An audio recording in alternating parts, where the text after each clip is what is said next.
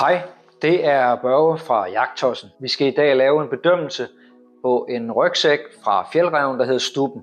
Jeg tænker, det her det er den første i en serie af forskellige bedømmelser af jagtudstyr. Så hvis I synes, at det er noget, vi skal lave noget mere af, og I synes om bedømmelsen i det hele taget, så tag lige og husk at trykke like og subscribe nede under, fordi så ved jeg, om vi er på rette spor, og så vil vi lave nogle flere. Jagtsæsonen den er forbi her for i år, og så skal vi lige kigge lidt på udstyr. Og jeg synes jo, at et jægermust, det er en god rygsæk, hvor man lige kan stoppe alle sine ting ned i, når man bevæger sig fra bilen og til tårnet, eller også rundt på en pyrs. Foretrækker at gå så let som muligt, men en gang imellem vil man måske gerne hen og sidde. Så en god rygsæk, det er, synes jeg, er et jægermust. For et par år siden købte jeg selv den her, der hedder Stubben, en Fjällräven ting. Og jeg må sige, at jeg synes, der er fuld valuta på den her rygsæk. Jeg skal prøve at vise jer nogle detaljer, som jeg synes er gode, og som kan være med til at give jer en vinkel på jeres egen beslutning, hvis I skal have en rygsæk. For det første, så er det utrolig vigtigt for mig, at man har en god bevægelighed. Man kan simpelthen køre rundt på den, uden at være bundet af nogle meder eller sådan noget. Hvis for eksempel lige tager riflen her, den er tom. Der er hverken bundstykke eller ammunition i, så er det sagt. Men det er utrolig vigtigt, at man hurtigt kan dreje rundt. Og her er man altså utrolig godt hjulpet med Stubben. Det er for det første en utrolig vigtig ting. Lægger lige våbnet til side igen. Så er det også vigtigt, at man nemt kan komme til sine ting. Og der har Stubben her en forskellige rum. Den har jo et sæde, og nede under sædet her, der har vi et cover. Så hvis man går rundt, eller har brug for at gå rundt og blive set, og holde sædet tørt, så lægger man det her cover op på over. Så har du altid et dejligt tørt sæde. Vi lader den lige hænge her.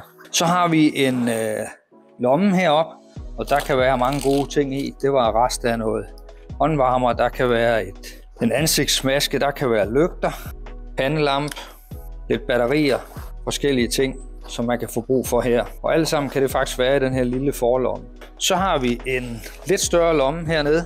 Der kan være et ekstra sædebetræk. Sidder man på en kold bænk et eller andet sted. Der er et slæbetov. Grunden til at smide alle de her ting op nu, det er jo bare for at vise, hvad kan den egentlig indeholde af forskellige ting, som kan være rare.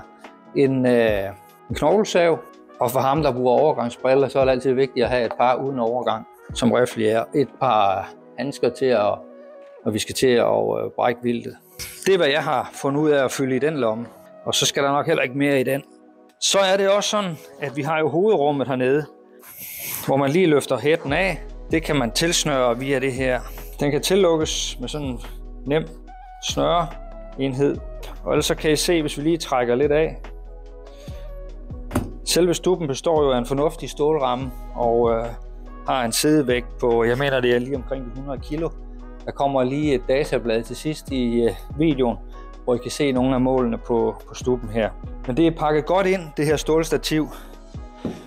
Som jeg husker det, vejer den i underkanten af 400 gram.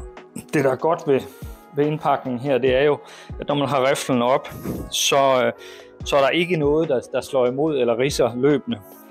Så det er jo også et must. Hvad kan vi så have i den her? Jamen, her er en digital kikkert. Her er lidt forskellige hovedbeklædninger. Her er endnu en almindelig kikkert. Her er lidt hue, flere huer, bander, et regnsag og så noget lidt toiletpapir i tilfælde af. Den er sådan cirka kun, den er ikke helt fyldt med det her, men jeg føler ikke meget mere behov for at slæve mere rundt. Der er plads til noget mad også, hvis man skal bruge det. Stubben den er forsynet med sådan en lidt speciel lukkeanordning. Den tror jeg lige vi zoomer ind på bagefter, men i virkeligheden så består det meste jo af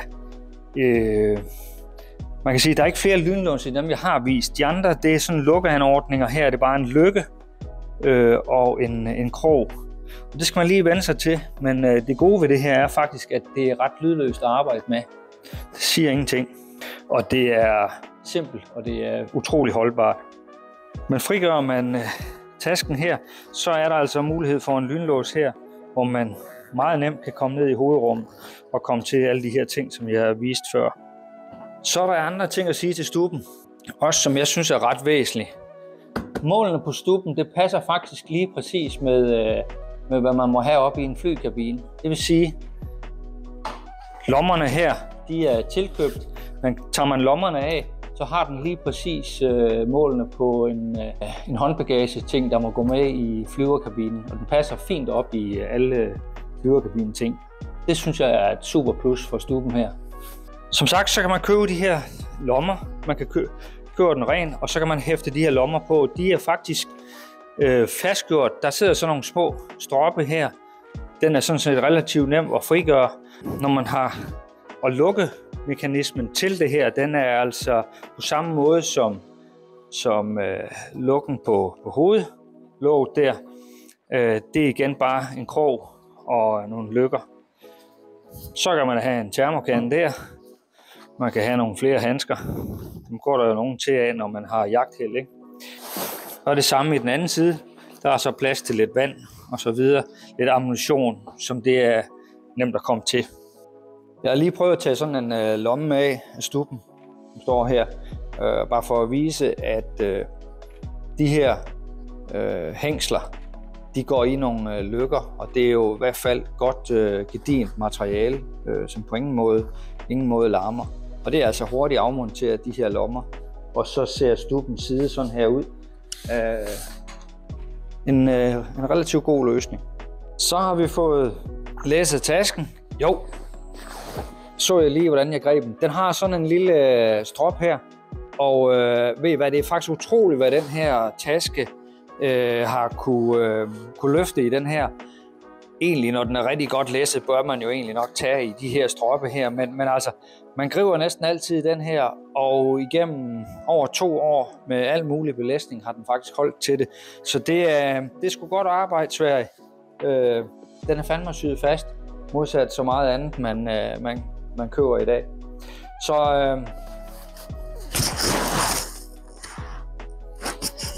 på med stuben.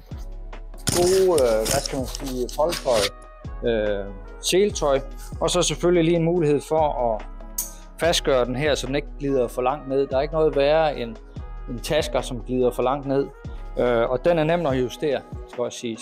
Meget nem at justere. Så mangler vi lige riflen, som stadigvæk er tom.